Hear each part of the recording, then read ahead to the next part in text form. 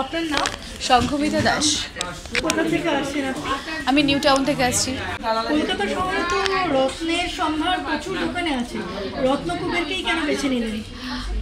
অনেক বছর ধরে চিনি, জানি, কিন্তু বিলিভ সিস্টেমের জন্য। বিশ্বাসে মিলায় বস্তু, তর্কে বহুদূর।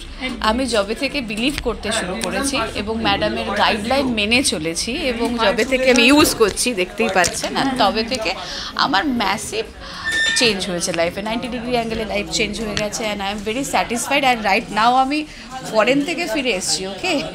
সো আমার জব লেগেছে, আমার জব ঠিকঠাক আছে এবং আমার লাইফের সব কিছু ঠিক করে চলছে। This is satisfaction. First of all satisfaction ছাড়া এই রিলেশনশিপটা বিল্ড হয় না।